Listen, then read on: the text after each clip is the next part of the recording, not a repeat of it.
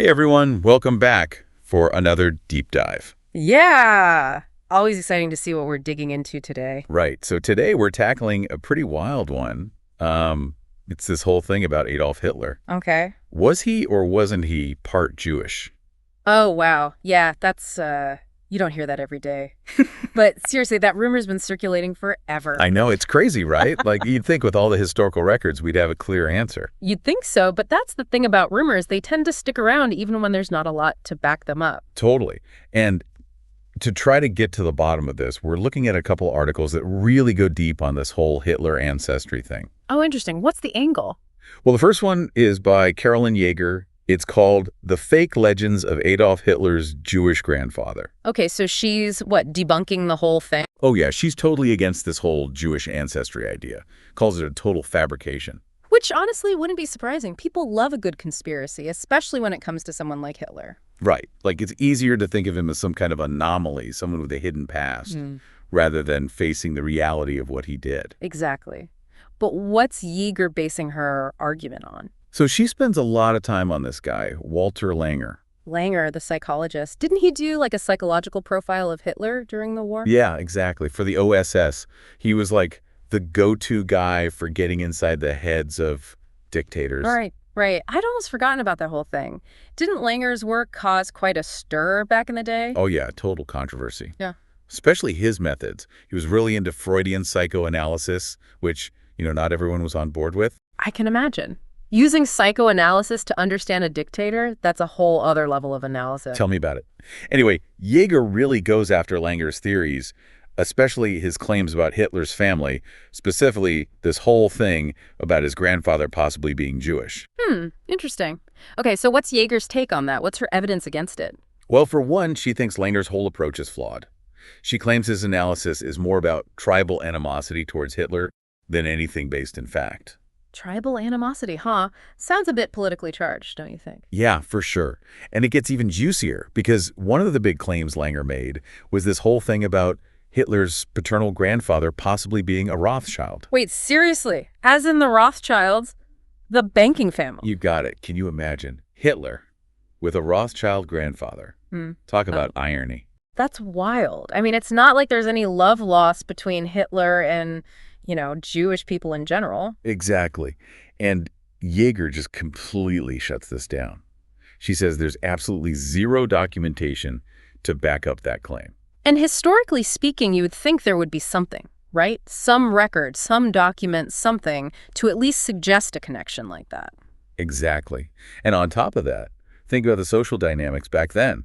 A Rothschild mingling with someone like Hitler's grandmother, the likelihood of that as well. Let's just say it wouldn't have been a casual encounter. Not at all. But okay, because the rumor mill doesn't exactly stop there, Oh, there's more.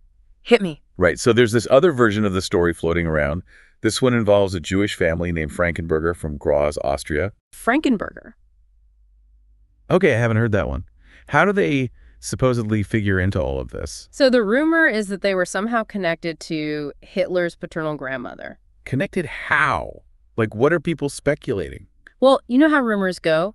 Some say she worked for them, others that there was some kind of, shall we say, involvement. Ah, I see. So basically, it's all just hearsay and speculation. Pretty much.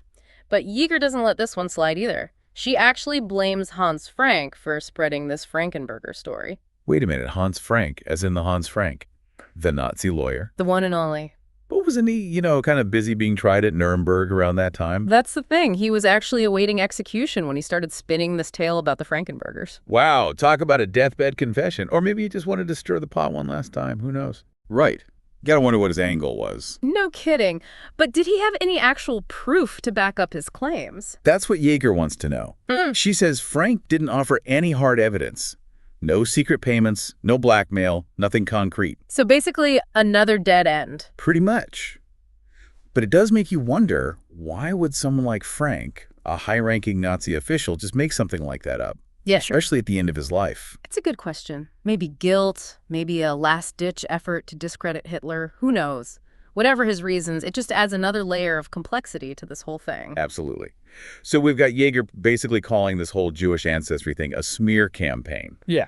But let's bring in another perspective. Martin Kerr, in his article, The Myth of Hitler's Jewish Grandfather, also tackles this rumor. but he takes a different approach. Okay, how so? Well, Kerr is all about the genealogy. He actually lays out this whole family tree for Hitler, going back generations. Wow, talk about thorough. And did he find anything? Any Jewish ancestors lurking in the branches? Nope, not a single one. According to Kerr's research, Hitler's family tree is about as Aryan as you can get, at least on paper. Interesting. So if Kerr's research is sound, it seems like there's not much to support the Jewish ancestry theory from a purely genealogical standpoint. Exactly. But there is one little wrinkle in the whole thing. Kerr does acknowledge that Hitler's dad, Alois, was born out of wedlock. Okay, so that's where the speculation usually comes in. People love to fill in the blanks. Exactly. It's like a historical game of Mad Libs. So how does Kerr address that particular detail? Well, he argues that back then, illegitimacy wasn't all that uncommon, especially in rural areas. He even pulls in some historical data, showing a surprising number of births happening outside of marriage during that time. Which makes sense when you think about it. We can't impose our modern-day social norms on the past. What might seem scandalous now was often just a fact of life back then. Totally. It's all about context, right? That's it. But, okay, because we've got Yeager claiming it's a smear campaign, we've got Kerr going deep on the genealogy, but there's another piece to this puzzle, Werner Maser. Maser, this German historian, didn't he write like a massive biography on Hitler? Yeah, the guy was obsessed with getting to the bottom of Hitler's life. And I mean obsessed in a good way. Like, he spent years digging through archives, traveling all over, just to piece together the most accurate account of Hitler's history. Sounds like my kind of historian. So what did he have to say about this whole Jewish ancestry thing? Well, one of the big things he debunked was this whole idea about Hitler's paternal grandmother, Maria Anna Schicklgruber, being this poor housemaid working for wealthy Jewish families. Oh, I've heard that one before. The implication being that she was, taken advantage of. Exactly. It's like that classic trope, the powerless maid and the wealthy patriarch. But Maser's research totally dismantles that whole narrative. Really? How so? So, turns out Maria Anna wasn't some destitute servant. She actually came from a pretty well-off farming family in this village called Strones. And get this, she even inherited a decent amount of money from her family. Well, there goes that theory. It's amazing how a few well-placed facts can completely change the narrative. Right. Like, talk about a plot twist. But wait, because it gets even more interesting. Maser also looked into whether Maria Anna would have even had the opportunity to have a relationship with a Jewish man in the first place. And what did he find? Get this, for a good chunk of time, Jews were actually banned from living in Graz, the very city where this alleged affair was supposed to have taken place. Wait, seriously? Banned? Like, they couldn't even set foot in the city? Yep. It goes all the way back to the late 15th century when Emperor Maximilian basically kicked all the Jews out of Styria, which included Graz. Wow! I had no idea. That's some serious historical context I was missing. Right. And it wasn't until the 1860s that those restrictions started to loosen up. So, if Maser's timeline is right, it makes this whole story about Maria Anna and a Jewish lover pretty much impossible. Exactly. It's like trying to solve a mystery without all the clues. But, okay, because we've done the Rothschild connection, we've done the Frankenberger thing, we've looked at the historical context, anything else? Actually, there is one more little nugget we should probably touch on. The story of Hitler's nephew, William Patrick Hitler. Yeah, Patrick Hitler, the one who spilled the beans about his dear old uncle. That's the one. Although, spilled the beans might be a bit of an overstatement. Okay, so what's the real story with Patrick Hitler? Well, the story goes that Patrick, who wasn't exactly on the best of terms with Hitler, supposedly wrote this big exposé for a French newspaper. Juicy. And I'm guessing this article claimed Hitler had Jewish ancestry. You know it. But there's a slight problem with this whole smoking gun narrative. Don't tell me the article never existed. Oh, it existed, all right. Maser actually tracked it down, went all the way to Paris to find the original newspaper in some archive. Talk about dedication. Wow, above and beyond. So what did the article say? Well, it did have this whole story about Patrick Hitler, pictures, the whole 9 yards, but there was one tiny detail missing. Let me guess. Not a single mention of a Jewish grandfather. You got it. The whole thing about Patrick Hitler revealing his uncle's big secret, totally made up. Wow, so even the estranged nephew spills the tea angle is bust. Yeah. It's kind of amazing how these rumors spread. It's the power of a good story, even if it's completely bogus. So where does that leave us? We've got Yeager calling it a smear campaign, Kerr with the family tree, Maser debunking everything. It's a lot to process. It really is. And yet I bet this whole Jewish grandfather thing will keep popping up. Some rumors just refuse to die. It's like that saying, a lie can travel halfway around the world while the truth is still putting on its shoes. Exactly. But that's why we do these deep dives. Got to separate the fact from the fiction, especially when it comes to something as sensitive and, let's face it, explosive as Hitler's origins. Couldn't agree more. So, what's the takeaway for our listeners today?